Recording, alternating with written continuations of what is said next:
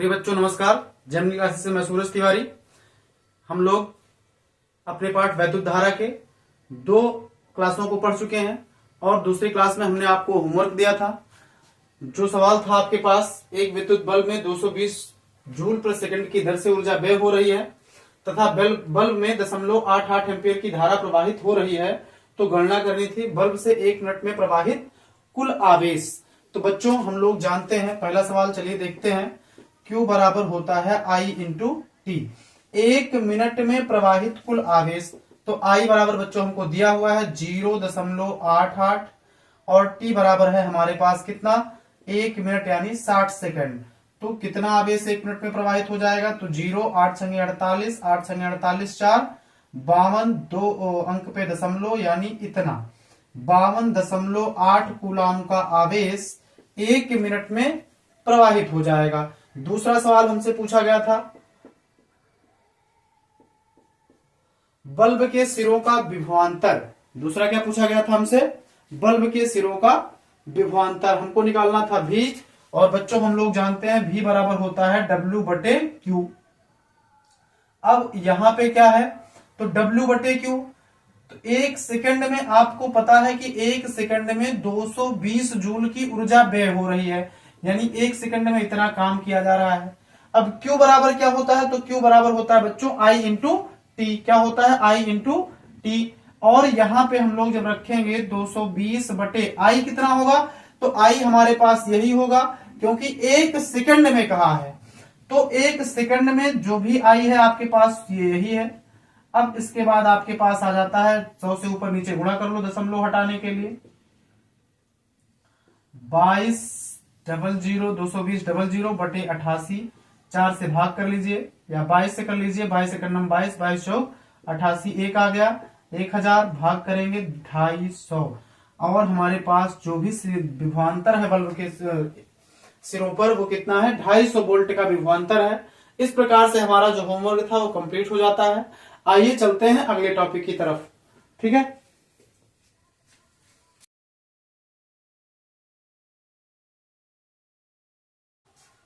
बच्चों आगे बढ़ने से पहले हम लोग आइए, हमने पिछले जो भी कुछ चीजें पढ़ी थी उनको फास्ट रिवाइज कर लेते हैं एक बार। हम लोगों ने क्या पढ़ा था, आवेश पढ़ा था। आवेश के 2 भाग होते हैं, आप इसके बारे में भी जानते हैं। एक होता था धनात्मक या धनावेश और दूसरा क्या होता है, ऋणात्मक या ऋणावेश। इसके अलावा आपने पढ़ा था Q बराबर Ne, और पहले वीडियो में था ये हमारे पास। दूसरे कक्षा में हमने पढ़ा था विभव के बारे में, विभवांतर के बारे में हमने पढ़ा था, ठीक है। विभव, विभवांतर तथा इस पर आधारित हमने कुछ महत्वपूर्ण सवाल लगाए थे, यानी हम लोगों ने काम किया था V बराबर W/Q पर आधारित जितने भी टाइप के सवाल होते थे उन सारे सवालों को हम लोगों ने हल किया था, और एक सवाल आपको होमवर्क दिया गया था जिसका उत्तर आप लोग जान चुके हैं। अब आगे आज हम लोग पढ़ेंगे एक और चीज आपके पास जिसको हम लोग कहते हैं विद्युत परिपथ। आइए देखते हैं विद्युत परिपथ के बारे में।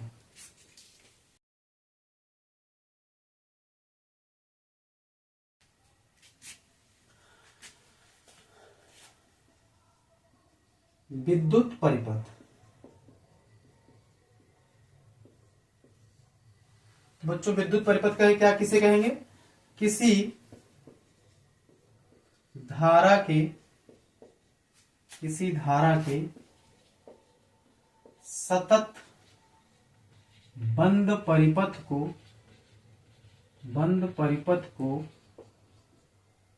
विद्युत परिपथ, बंद परिपथ को विद्युत परिपथ कहते हैं।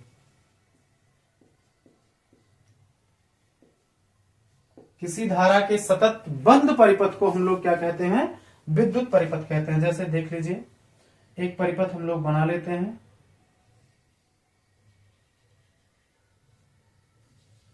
ये हमारे पास एमीटर हो जाता है हमारा,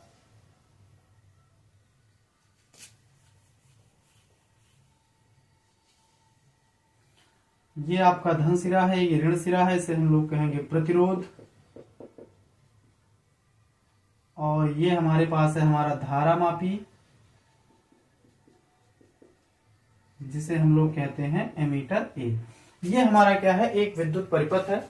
यहां से इधर से धारा चलती है, ऐसे प्रतिरोध तथा एमीटर से होते हुए धारा फिर आकर के ऋण सिरे पर समाप्त हो जाती है। इस सतत व बंद परिपथ को ही हम लोग क्या कहते हैं, विद्युत परिपथ कहते हैं।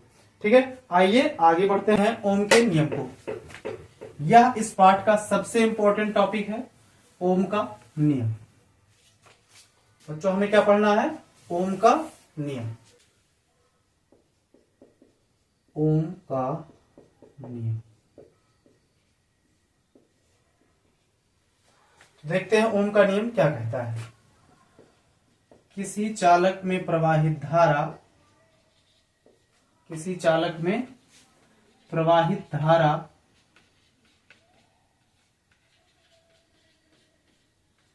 उसके सिरों पर लगाए गए, उसके सिरों पर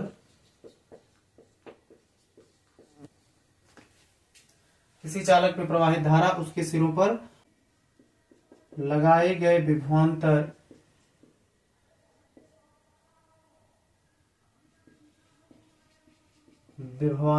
के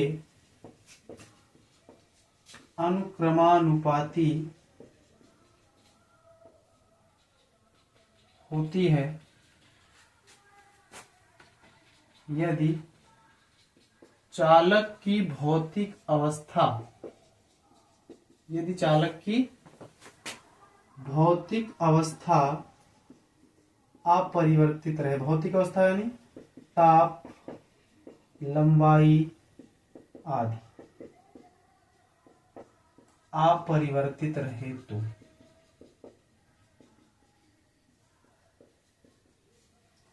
बच्चों ओम क्या कहते हैं, ओम कहते हैं किसी चालक में प्रवाहित धारा उसके सिरों पर लगाए गए या उत्पन्न विभवांतर के अनुक्रमानुपाती होती है यदि चालक की भौतिक अवस्था अपरिवर्तित रहे, यानी उसकी लंबाई में, ताप में कोई भी किसी भी प्रकार का कोई परिवर्तन न किया जाए तो उस चालक में प्रवाहित धारा जो होगी उसके सिरों पर लगाए गए विभवांतर आई के बराबर होगी, यानी अनुक्रमानुपाती होगी। यानी हम कह सकते हैं आई बराबर या भी बराबर, यानी हम कह सकते हैं भी बराबर आई इंटू आर। भी बराबर क्या कह सकते हैं, आई इंटू आर। आर क्या है, यहां पर एक स्थिरांक है। आर क्या है, स्थिरांक है जिसे हम लोग क्या कहते हैं, प्रतिरोध कहते हैं। क्या कहते हैं, प्रतिरोध। अगर यहां से आई निकालना हो तो भी बटे आर हो जाएगा, और अगर हम लोगों को आर निकालना हो तो भी बटे आई हो जाएगा। किसी भी रूप में आप इसे लिख सकते हैं। ये क्या है बच्चों, ओम का नियम है। ओम ने क्या कहा, किसी चालक में प्रवाहित धारा उसके सिरों पर लगाए गए विभवांतर के अनुक्रमानुपाती होती है यदि उसके चालक की भौतिक अवस्था में कोई परिवर्तन ना किया जाए। ठीक है, आइए बच्चों इस आर के बारे में जान लेते हैं। आर क्या है, तो प्रतिरोध की परिभाषा हम लोग क्या दे सकते हैं,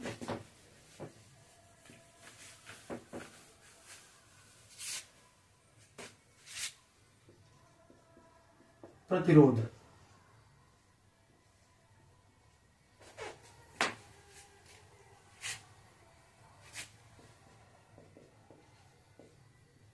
किसी चालक का वह गुण जिसके कारण, किसी चालक का वह गुण जिसके कारण वह धारा के कारण, वह धारा के मार्ग में, वह धारा के मार्ग में अवरोध उत्पन्न करता है। कारण वह धारा के मार्ग में अवरोध उत्पन्न करता है,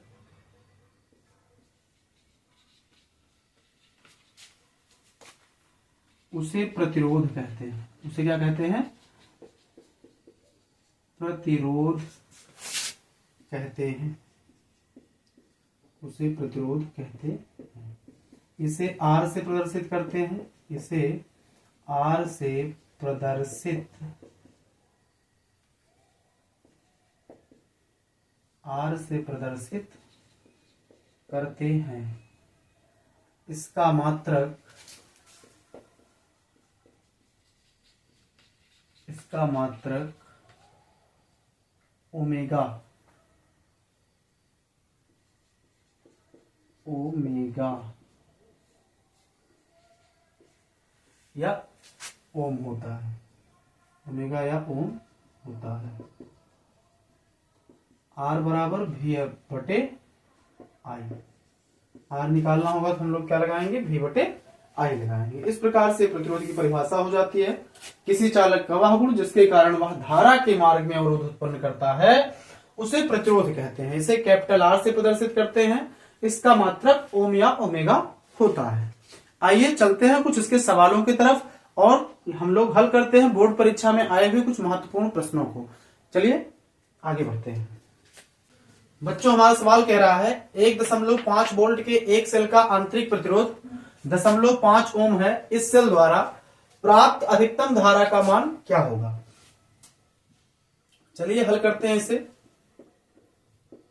क्या क्या दिया है हमको, सेल का आंतरिक, पहली बात तो हमको वोल्टेज दिया हुआ है V बराबर 1.5 वोल्ट। दूसरा चीज हमको दिया हुआ है प्रतिरोध R, आंतरिक प्रतिरोध कितना है 0.5 है। हमसे पूछा है इस सेल द्वारा प्राप्त अधिकतम धारा क्या होगी। तो अभी हम लोगों ने पढ़ा I बराबर V बटे R। इस सूत्र का प्रयोग करेंगे ओम के नियम से और सवाल को हल करेंगे। 0.5 दशमलव से दशमलव को या हटाने के लिए ऊपर नीचे 10 से गुणा कर लीजिए। ऊपर हो जाएगा 15, नीचे हो जाएगा 5, 5 तिहाई 15। यानी बच्चों हमको जो धारा मिलेगी वो कितने की मिलेगी, 3 एम्पियर की धारा मिलेगी। इसमें क्या दिया था हमको, वोल्टेज दिया हुआ था 1.5 वोल्ट, आंतरिक प्रतिरोध R बराबर 0.5 दिया हुआ था। हम लोगों ने पढ़ा है ओम के नियम से V बराबर IR पढ़ा है और V बराबर IR जो हम लोगों ने पढ़ा है यहां से हम लोग I बराबर कह सकते हैं V बटे R और इसी पर हमने सवाल हल कर लिया। आगे हमको उत्तर मिल गया 3 एम्पियर। आइए बढ़ते हैं दूसरे सवाल की तरफ। यह सवाल बच्चों बोर्ड परीक्षा 2019 में आया हुआ सवाल है। आइए अगले सवाल पे चलते हैं। बच्चों तो हमारा दूसरा सवाल कह रहा है किसी चालक में 0.5 एम्पियर की धारा प्रवाहित होती है जबकि उसके सिरों के बीच 5 वोल्ट का विभवांतर है। चालक का प्रतिरोध ज्ञात कीजिए। चलिए आइए देखते हैं। जो जो हमको दिया है हम लोग उसको लिख लेते हैं। क्या दिया है हमको, I बराबर दिया है 0.5 एम्पियर और V बराबर हमको दिया है 5 वोल्ट। ओम के नियम से हमने अभी पढ़ा है V बराबर IR। अब बच्चों हमको चाहिए क्या, हमको चाहिए R और R बराबर होता है V बटे I। चलिए V की वैल्यू कितना है आपके पास, तो V की वैल्यू है 5 और I की वैल्यू है 0.5 एम्पियर। कितनी है, 0.5 एम्पियर। अब इसमें हम लोग दशमलव हटाने के लिए ऊपर नीचे 10 से गुणा करेंगे। ये हो जाएगा 5 दहम 50, ये हो जाएगा 5 और ये कट जाएगा। R बराबर बच्चों आपको मिलेगा 10 ओम। R बराबर क्या मिलेगा, तो यहां पे लिख देते हैं अगर कट रहा होगा तो 10 ओम का प्रतिरोध हमको प्राप्त होगा। आशा करते हैं आप लोग ये सवाल समझ पाए होंगे। आइए चलते हैं अगले सवाल की तरफ। बच्चों हमारा तीसरा सवाल कह रहा है 20 ओम प्रतिरोध के तार में 100 मिली एम्पियर धारा प्रवाहित होती है तो तार का विभवांतर कितना होगा। चलिए इसे हल करते हैं और देखते हैं किस तरह ये सवाल लगेगा। तो सबसे पहले बच्चों हमको जो दिया है उसे लिख लेना है। क्या दिया है, हमको दिया हुआ है R बराबर 20 ओम। प्रतिरोध हमारे पास कितना है 20 ओम का। I बराबर है हमारे पास 100 मिली एम्पियर। इसका मतलब है 100 गुणे 10 की घात -3 एम्पियर। चलिए अब हम लोग यहाँ पे क्या लगाएंगे, ज्ञात क्या करना है, तो ज्ञात करना है हमको ज्ञात करना है V बराबर क्वेश्चन मार्क है। ओम का नियम क्या कहता है, V बराबर IR। तो I की वैल्यू हमारे पास है 100 गुणे 10 की घाते -3 गुणे 20। R की वैल्यू कितना है 20। अब 20 का गुणा करोगे 100 में तो आएगा 2000 और गुणे 10 की घाते -3। 10 की घाते -3 है तो ये 3 जीरो कट जाएंगे और हम लोग कहेंगे कि हमको V बराबर मिला 2.0 वोल्ट। यानी जो तार का विभवांतर होगा वो कितना होगा, 2 वोल्ट होगा। इस प्रकार से हमारा यह सवाल लग जाता है। आइए बढ़ते हैं आगे और हम लोग ये जानते हैं कि जो प्रतिरोध के बारे में हम लोग पढ़ रहे थे, इस प्रतिरोध को ऐसी कौन कौन सी चीजें हैं, ऐसे कौन कौन से कारक हैं जो प्रभावित करते हैं। तो यानी सीधे शब्दों में कहा जाए तो हम लोग अब पढ़ेंगे प्रतिरोध को प्रभावित करने वाले कारक। किसको प्रभावित करने वाले, प्रतिरोध को प्रभावित करने वाले कारक।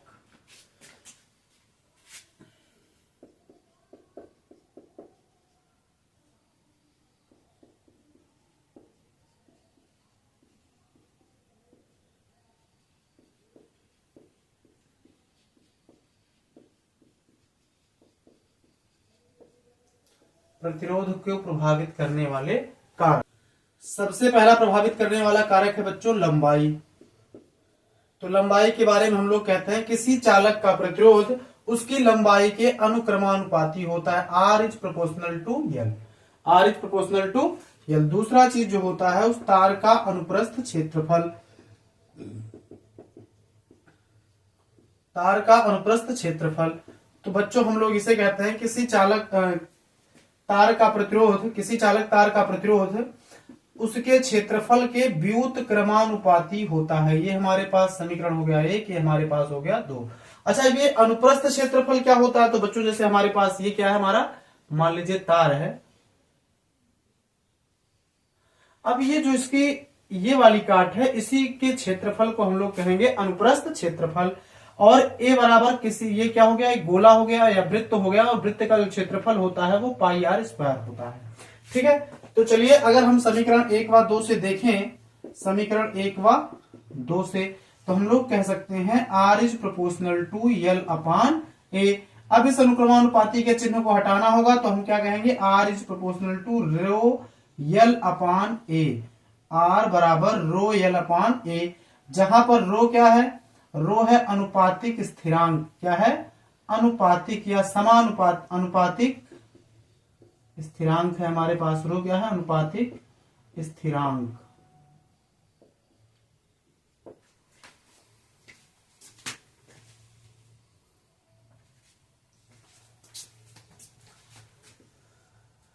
इसी रो को हम लोग कहते हैं विशिष्ट प्रतिरोध। क्या कहते हैं, विशिष्ट प्रतिरोध। ठीक है बच्चों, तो R बराबर तुम कह सकते हो रो L बटे ए। R बराबर क्या कह सकते हो, रो L बटे ए। या इसको दूसरे रूप में लिखना चाहो तो ऐसे कह सकते हो R बराबर रो L बटे पाई R स्क्वायर। ये भी हमारा क्या हो जाता है, एक प्रकार से सूत्र हो जाता है किसका, प्रतिरोध का। आज की कक्षा में बच्चों बस इतना ही। कल की कक्षा में हम लोग विशिष्ट प्रतिरोध के बारे में पढ़ेंगे। प्रतिरोध तथा विशिष्ट प्रतिरोध पर आधारित कुछ सवालों को पढ़ेंगे। प्रतिरोधों का श्रेणी क्रम तथा समांतर क्रम संयोजन पढ़ेंगे। उस पर आधारित कुछ ग्राफ से जो आपके फिगर से सवाल हैं उनको पढ़ेंगे। की क्लास एकदम शानदार, जानदार और जबरदस्त होने वाली है। आप लोग कहीं नहीं जाएंगे, जुड़े रहेंगे जेमिनी क्लासेस के साथ। और बोर्ड परीक्षा में हम ये वादा करते हैं कि आप सबसे अच्छे नंबर लेकर के आएंगे, 100 में 100 लेकर के आएंगे अगर आप हमारे साथ जुड़े रहेंगे। तो हमारी कल की क्लास एकदम जबरदस्त होने वाली है। कल की क्लास में आपको जितने भी सारे क्वेश्चंस बताए जाएंगे, सारे क्वेश्चन आपकी बोर्ड परीक्षा में आए हुए हैं, और सारे के सारे क्वेश्चन आपके बोर्ड परीक्षा में लगभग जो भी प्रश्न आएंगे, सारे प्रश्न उन्हीं में से लिए जाएंगे। आपको मैं एक वादा कर सकता हूं कि अगर वैद्युत चालन से कोई सवाल आएगा प्रतिरोध का, तो आपकी कक्षा से होगा, जिसे आप देखते ही हल कर ले जाएंगे। और इसमें कोई डाउट या कोई संदेह नहीं है कि आपसे वो प्रश्न ना हो। तो कल की क्लास को लेना ना भूलें, जुड़े रहें जेमिनी क्लासेस के साथ। यदि आपका कोई भी सवाल है तो आप हमें कमेंट बॉक्स में कमेंट करके बता सकते हैं, तथा आपकी कोई क्वेरी है तो आप हमें मेल भी कर सकते हैं जेमिनी क्लासेस 2022@gmail.com पर। ये हमारी मेल आईडी है, इस पर आप हमें मेल कर सकते हैं। तो बच्चों मिलते हैं कल अगली कक्षा में। तब तक के लिए स्वस्थ रहिए, मस्त रहिए और जुटे रहिए बोर्ड परीक्षा को लेकर के एकदम पूरे मनोयोग से। मिलते हैं कल की क्लास में। धन्यवाद।